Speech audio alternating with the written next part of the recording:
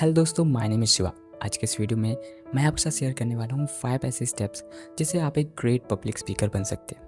दोस्तों, मैंने भी अपनी शुरुआत में इन्हीं 5 स्टेप्स को फॉलो किया है और डेफिनेटली ये आपके भी बहुत काम आएगा। So let's start the video. सबसे पहले स्टेप है दोस्तों, वो है कि डिसाइड योर टॉपिक फर्स्ट। दोस्तों, सबसे पहले ना आपको अपना टॉपिक डिसाइड करना है कि आपको किस टॉपिक पे बात करनी है।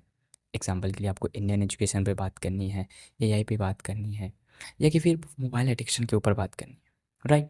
सो दोस्तों, आप वो टॉपिक चूज़ करें जो आपको पसंद हो, जिसमें आप इंटरेस्टेड हो बोलने के लिए, राइट। अगर आपका इंटरेस्ट होगा तो आप डेफिनेटली नहीं भूलेंगे स्टेज पर जाके। ओके। सो जितना अच्छा टॉपिक होगा उतनी ही अच्छे आप बोल पाओगे। एंड स्टेप 2 है दोस्तों, वो है कि प्रिपेयर योर स्पीच प्रॉपरली। दोस्तों, जब आपका टॉपिक डिसाइड हो जाए ना, उसके बाद आप रिसर्च करना स्टार्ट कीजिए उस टॉपिक के ऊपर। आप शुरुआत में ऐसे गूगल का यूज़ कर सकते हैं, जिसमें आपको कई सारे आर्टिकल्स मिल जाएंगे। तो उसको आप पढ़िए, समझिए, और उसमें से जो बेस्ट पॉइंट है ना, उसको लिख लीजिए अपने कॉपी में, अपने नोट्स में, राइट। और उसी को आप जाके स्टेज पर बोल सकते हैं। ओके। एंड इस अगर आपको ये भी नहीं करना है तो आप एआई का, चैट जीपीटी का इस्तेमाल कर सकते हैं, जिसमें आप सिंपल से प्रॉम्प्ट डालेंगे कि right a speech on this topic, आपके सामने आ जाएगा, राइट।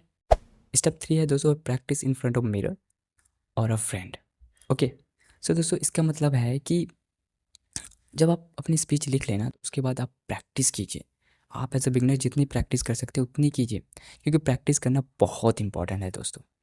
जब तक आप प्रैक्टिस नहीं करेंगे तो अब तक आपके अंदर कॉन्फिडेंस नहीं आएगा, और जब तक आपके अंदर कॉन्फिडेंस नहीं आएगा तो आप अच्छे से नहीं बोल पाओगे। सिंपल है दोस्तों। मैं आपको बताऊं, मैं जब 11th क्लास में फर्स्ट स्पीच देने गया था ना, तो हमें 1 मिनट का समय दिया गया था, तो उसमें पूरा रट के गया था, रट कर गया था। एक लाइन बोलनी थी, मतलब कि 2 लाइन बोलती थी, जैसे कि उठो जागो और लक्ष्य के पीछे तब तक भागो जब तक कि लक्ष्य प्राप्त ना हो जाए। अगर आपको सूरज की तरह चलना है ना, आई मीन अगर आपको सूरज की तरह चमकना है तो पहले सूरज की तरह चलना होगा, और फिर तालियां बजने लगी। तो दोस्तों, इस तरह से आप भी रट कर जाइए शुरुआत में। अगर स्पीच छोटी है तो, और अगर स्पीच लंबी है तो आप डेफिनेटली समझ कर जाइए और इसको अपने अंदाज में बोलने की कोशिश कीजिए, राइट।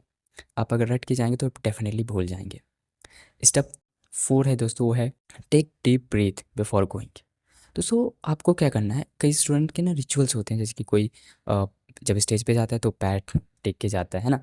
एंड कोई अपने भगवान को याद करके जाता है कि भगवान जी सब सही कर दीजिएगा, राइट। तो इस तरह आप एक काम कर सकते हैं कि आप जब भी स्टेज पर जाने वाले हों तो 2-3 बार डीप ब्रीथ लें, गहरी सांस, और उसके बाद अपने आप से पॉजिटिव बातें करें कि आई कैन डू इट, सब सही होगा, मैं कर सकता हूँ। इस तरह से आपके अंदर का डर कम होगा और आप के अंदर कॉन्फिडेंस आएगा, जिससे आप अपनी स्पीच बहुत अच्छे तरीके से दे सकते हैं, right. Last but not the least दोस्तों, वो है कि go confidently in on the stage. दोस्तों, आप अपनी स्क्रिप्ट लिख ली, प्रैक्टिस कर ली, कॉन्फिडेंस भी आ गया, तो अब बारी है स्टेज पर आप जाइए और कॉन्फिडेंस के साथ अपनी स्पीच दीजिए।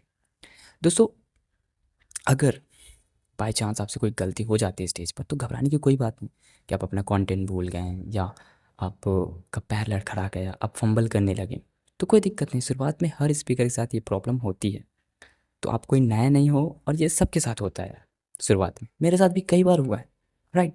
तो आपको डरने की ज़रूरत है, जब आप 1 बार 2 बार 2-3 बार स्टेज पर चले जाएंगे ना, तो उसके बाद आपकी सारी प्रॉब्लम ख़त्म हो जाएगी। सो इसलिए आपको डरने की कोई ज़रूरत नहीं। ओके। तो दोस्तों, आई होप आपको इस वीडियो से कुछ सीखने को मिला होगा। अगर आपको इस वीडियो से वैल्यू मिले तो प्लीज़ इस वीडियो को एक लाइक कर दीजिए और चैनल को सब्सक्राइब कर लीजिए, और ऐसे स्टूडेंट्स के ऊपर या स्किल्स के ऊपर वीडियोस को देखने के लिए। थैंक यू सो मच इस वीडियो को एंड तक देखने के लिए।